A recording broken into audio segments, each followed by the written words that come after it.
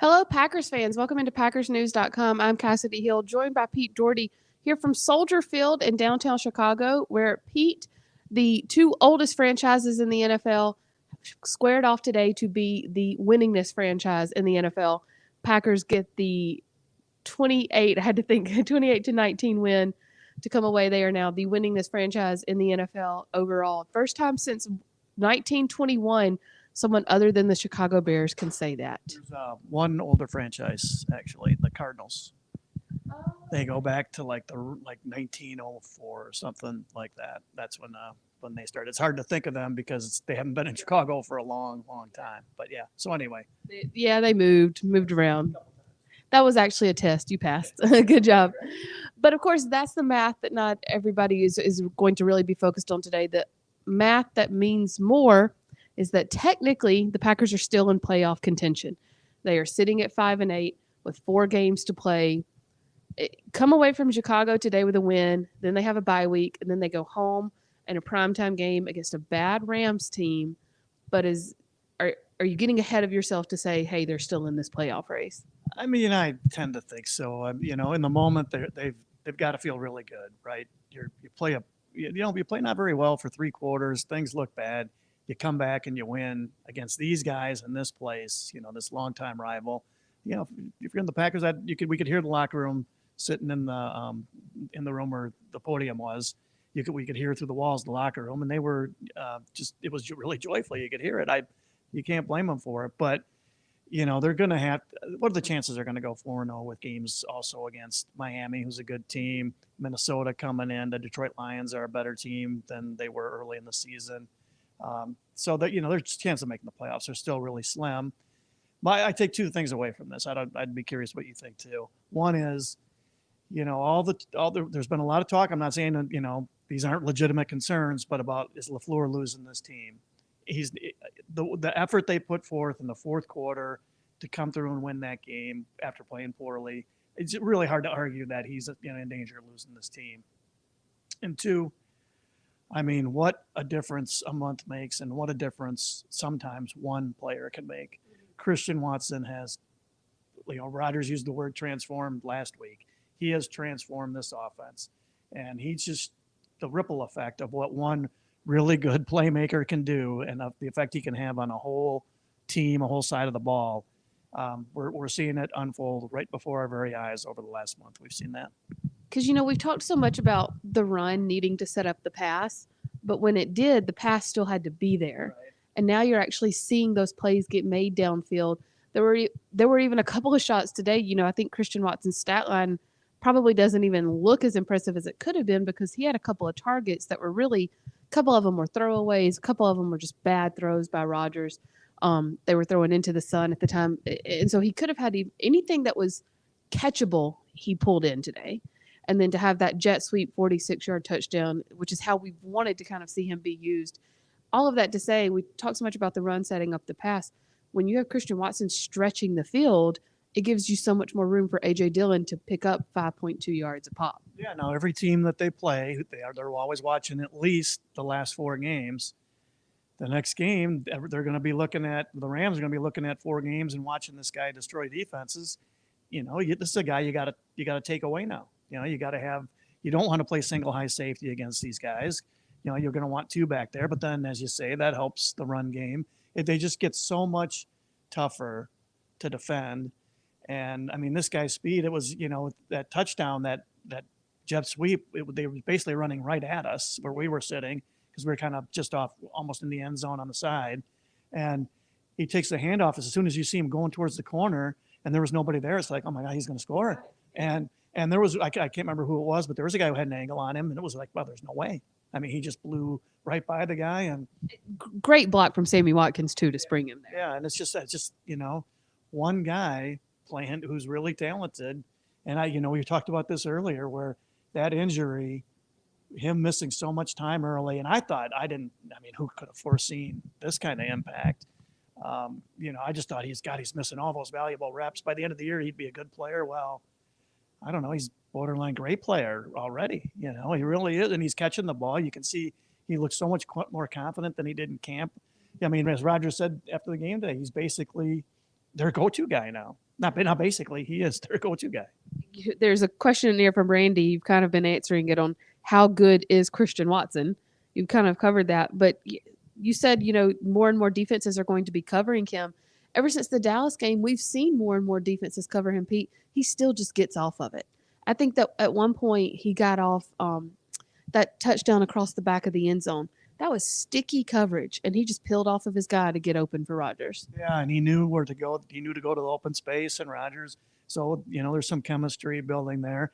And I noticed this too. In Spoon, Tom Silverstein asked a good question in the press conference where on AJ Dillon's touchdown, they ran jet sweep motion with Watson going the other way. That had to have helped Dillon score on that. But it was a 21-yard run. But he had the defensive. There were defensive eyes on Watson. I'm sure if you're the Bears and you saw that, you're thinking, oh, they're going to give him the ball here, because that's been a good play.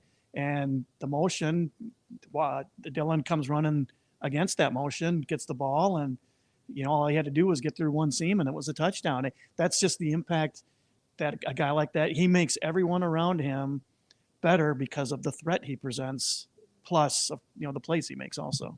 And then Romeo Doubs did not play today. They just wanted to give him one more week through the bye week to sort of rest before bringing him on the field for the Rams game. We'll finally get to see those two together used in the offense the way they're meant to be used.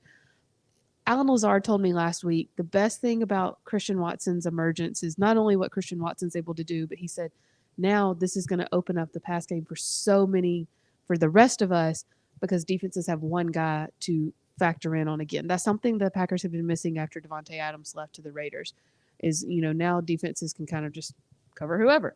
And you would think that would make it easier, but it hadn't. Now they can focus in on Watson, and you see days like today where Alan Lazard is kind of there as like the check down option. He moved the chains a few times for Rodgers just as kind of a, okay, let's pick up this chunk yardage and get it moving here. Yeah, you throw Dobbs in there, who was basically their most talented, probably best receiver before he got hurt. And, now he's the second option, but the defenses aren't going to be keying on him. So it's a huge help. And, look, this has been a bad season for the Packers, and chances are really high they're not going to make the playoffs. And it's been a huge disappointment and all those things. And there are still issues and things they have to do in the offseason and all that stuff. But if I'm Brian Gutekunst and Matt LaFleur overall, I'm feeling pretty good about things. I'm feeling good about the future of the offense with Watson and Romeo Doubs and Toure for that matter, And you got those two running backs. I think they'll probably find a way to bring Aaron Jones, but he's got a year left in his contract. I think they'll figure out a way to make it more cap friendly. So things look pretty good for their offense going forward. Whether Rodgers is their quarterback or not, they've got some real talent to work with on that side of the ball. Yeah, Toure, I think he only had one catch today, but he kind of peeled away, drugged the guy with him to pick up some extra yardage and put him in a manageable second down, which I think is the same drive where AJ Dillon scored. See the way he covered up that ball too as soon as he caught it, because he had that play earlier in the year where he fumbled. He caught that ball and he had two arms all over it. That's okay. The guy learned, learned fast. Before we move on to the defense, we do have a lot of questions here. We talked about AJ Dillon and what he was able to do today. He averaged 5.2 yards a carry. Aaron Jones came into the day with a shin injury, played through it, got hurt, left the game, came back in for a couple of plays, got hit again, left the game again. He told me after the game, if I needed to, I could have gone back in. And we did see him go back in periodically, but very periodically. Matt LaFleur said that was more so just they didn't want to risk him injuring his shin further, but he knew he could play through it. So if there was a situation where they had to have a two-back set, they would put him back in there. That being said, AJ Dillon was able to kind of take care of the ground game today, which goes along with Robert's question. Do you think this is the best game that the line has played all year? Just that, I can't say that I studied it. Rodgers did say, I think he said he only got knocked down once all game. He said he basically called it a dream game. For a guy who has a broken thumb and a rib injury, he called it a dream game. So it's probably right up there. Now, and look, the Bears defense is different than it was early in the year. They made a couple traded away a couple of their best guys. So Yeah, no Robert Quinn, no. I'm blanking on the name of the inside linebacker. They're the guy they drafted really high a couple of years ago. I'm sure someone will remind me. I know Eddie Jackson on the back end. Yeah, so that's basically their three best guys, and maybe Jalen Johnson, I guess, is maybe their third best guy. But so this is not the same team, but still, yes, they protected well, and that was without Bakhtiari um, playing also. Now the Bears, as I look back, I don't remember many, if any, blitzes. So I think they were just going to play coverage. And there were plays where Rodgers didn't have open guys, and he'd start to scramble. And if he had open guys, they were on the other side of the field, and he couldn't get it to them. So it worked to some degree, but it didn't work for 4 quarters. It worked for 3. Exactly. Smith was the name of the other inside linebacker. Thanks, Robert. Roquan Smith. Thank you, Robert. Robert had it for us. Okay, let's kind of move to the other side of it here.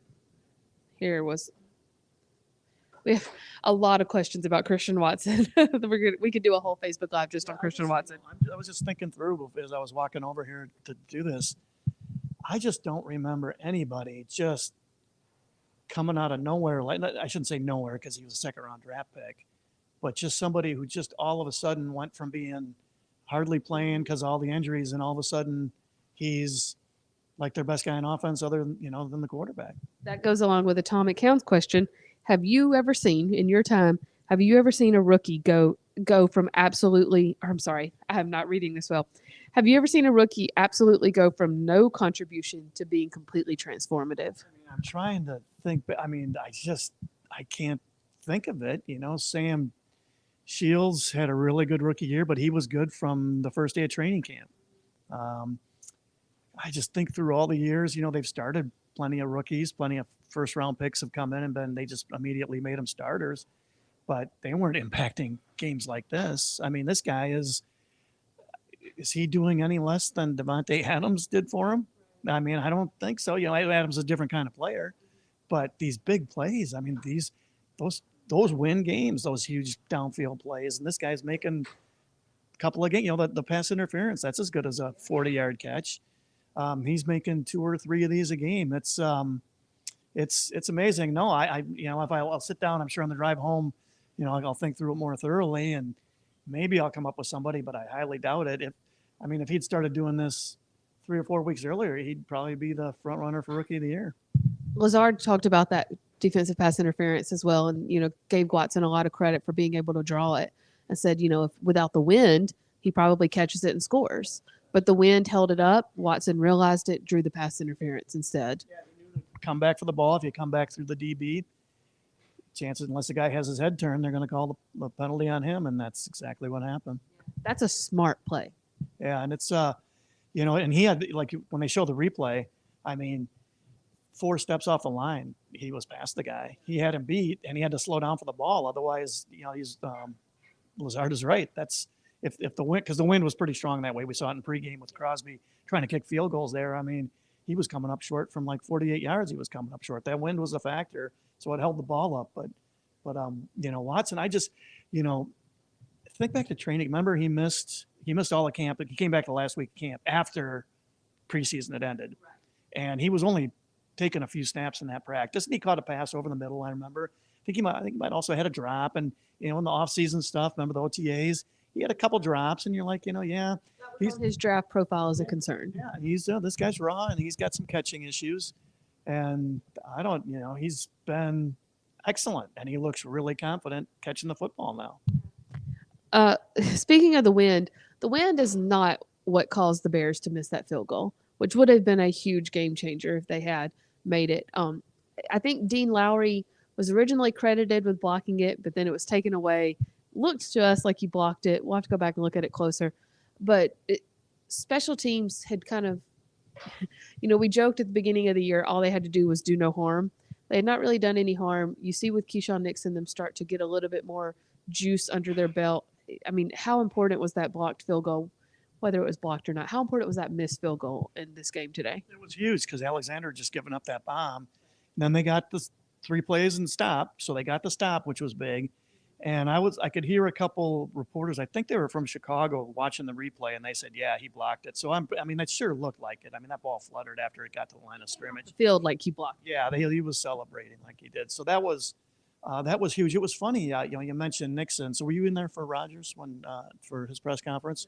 So he said, he goes, "Look, all my time here, when that ball's in the air," and he's talking about kickoffs going to the end zone, and he says, "Oh, that ball's in the air. I'm thinking, don't bring it out."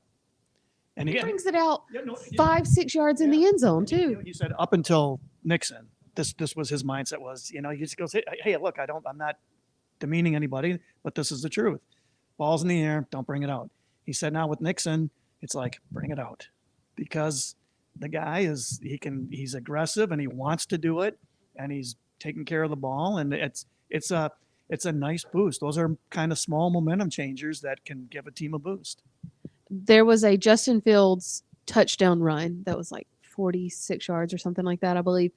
And Keyshawn Nixon missed the tackle on that run. He missed the initial tackle. And then from there, Fields went untouched the rest of the way into the end zone. And that tackle would have been behind the line of scrimmage, too. Would have been a sack. And so, of course, Justin Fields scores. Bears have to kick off.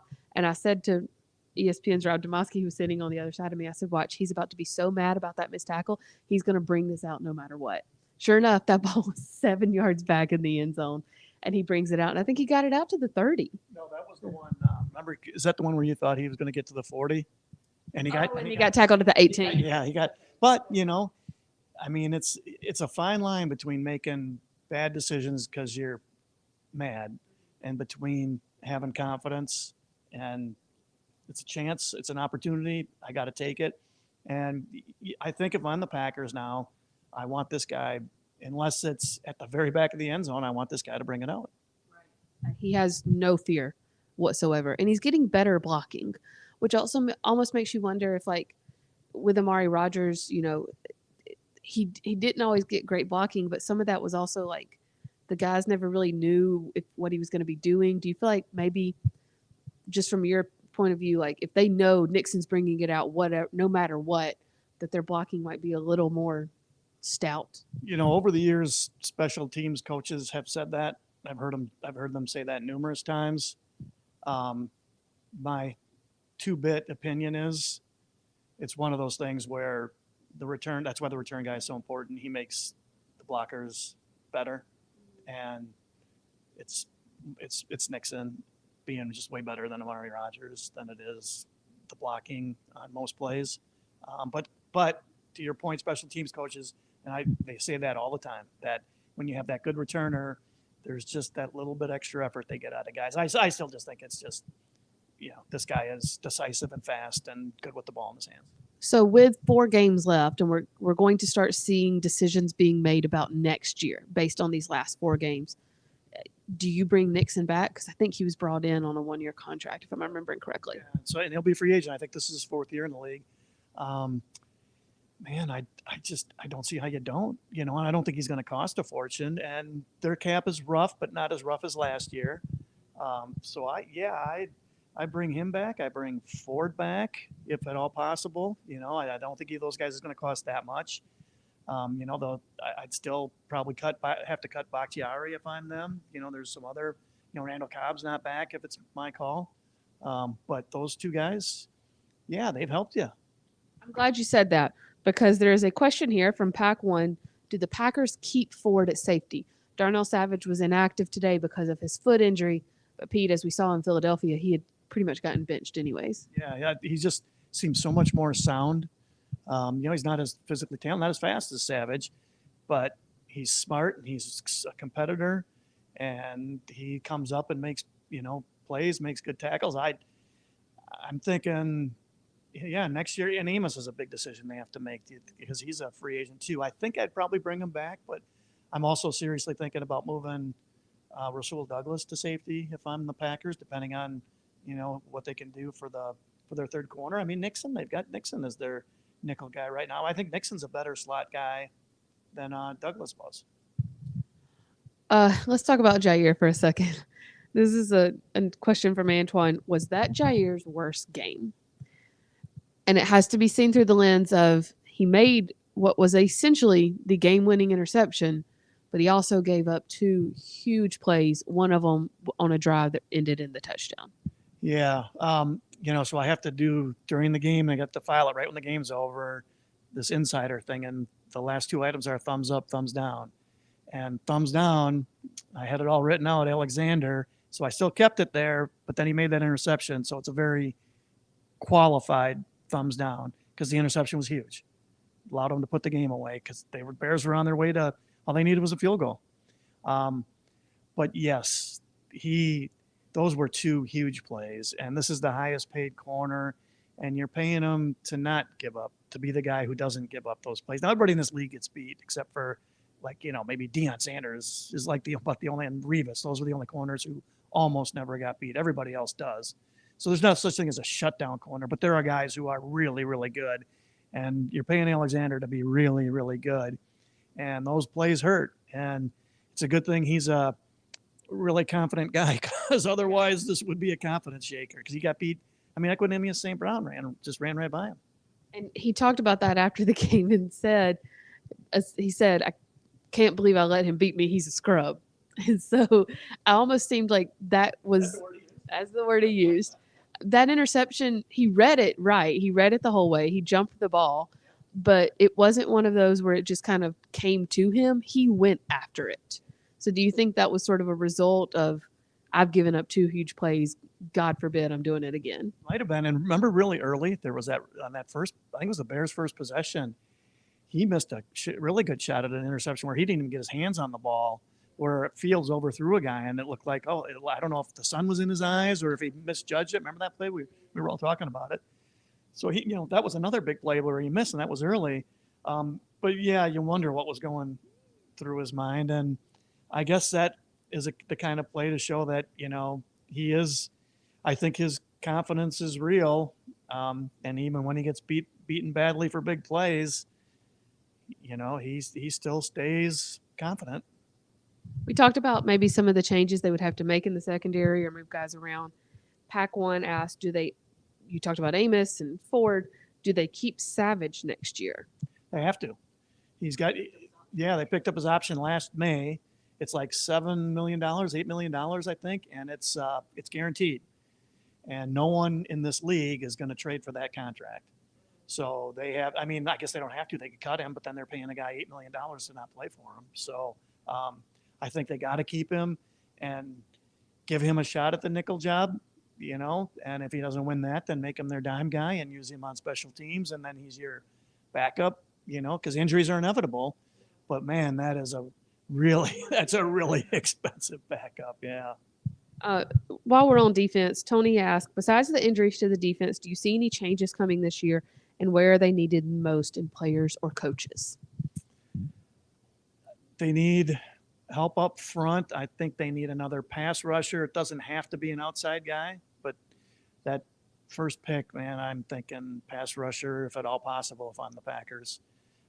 And I still find it really, really hard to believe that Joe Barry will be back as defensive coordinator. I just, unless they just go nuts in these last four games defensively, it's hard to see. And we did see in the fourth quarter the defense sort of like shape up. We saw some tackles behind the line of scrimmage, but then we also still saw some big plays given up too. Two interceptions essentially sealed this game. However, both of those, I almost put that more on a player than a coach. But they were playing a little more zone, which leads to interceptions. But do you think this was a performance enough to give Joe Barry any wiggle room? I just find it hard to believe one game would do that. Now, I watching the game, I could hear after the first three quarters. Yeah, and I could hear other reporters kind of lambasting them for their pass rush, how bad their pass rush was. Now that part I got because this guy is the best runner. He's better runner than Hurts, and Hurts went for 160 something or whatever it was, 157 just last week.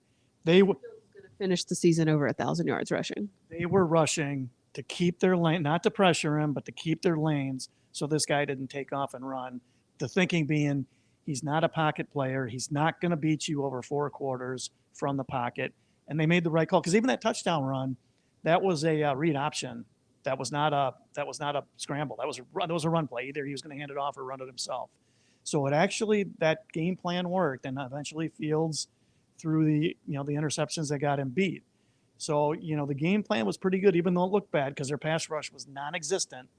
Kind of like you were saying, you've kind of almost got to do that mush rush against a guy like this. I mean, because as soon as you get upfield, he is gone, and that's why they played so much zone coverage too, is because you got to have everybody on defense looking at him. So when he does take off, he's not going for 30 or 40 yards. He's only getting 5 to 15.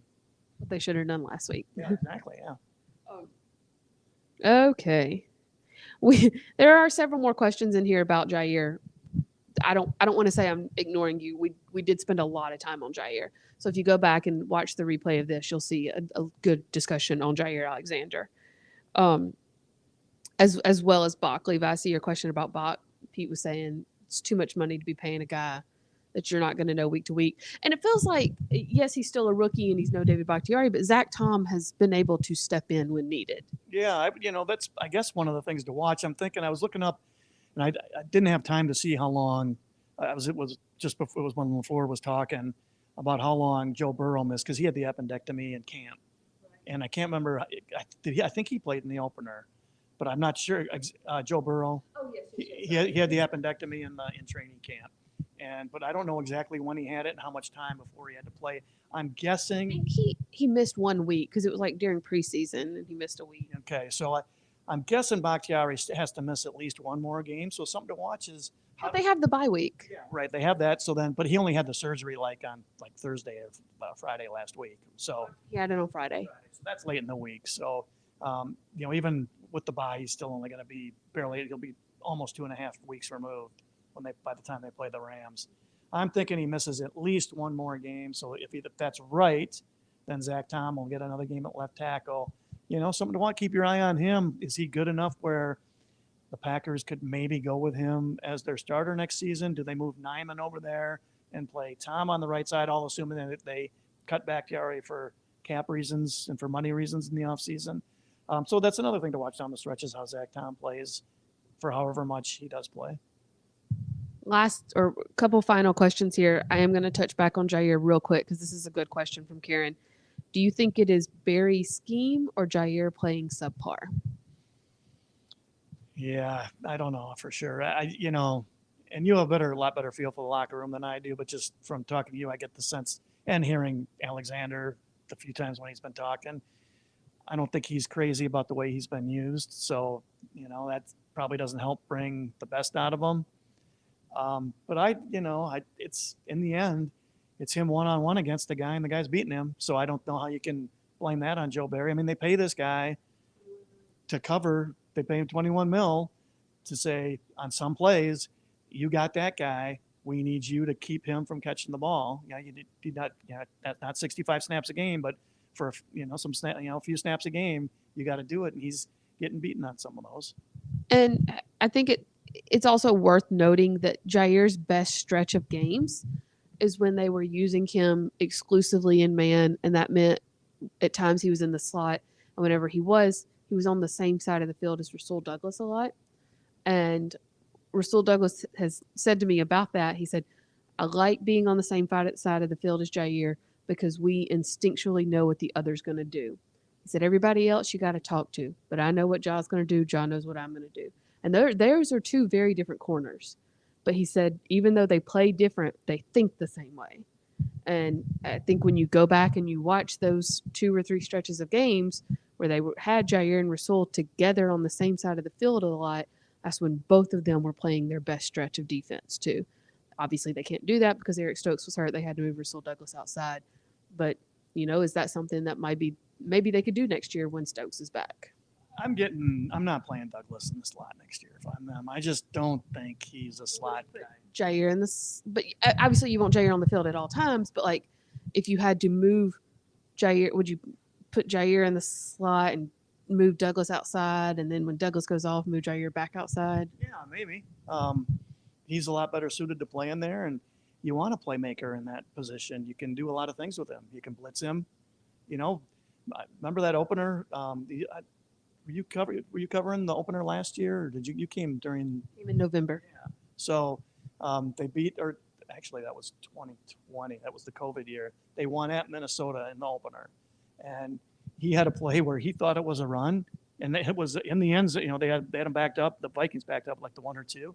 He thought it was a run, and so he just went in, and it was a pass. And Cousins is dropping back, and so Alexander said, "Well, I'm committed," and he went and he sacked him, got a safety.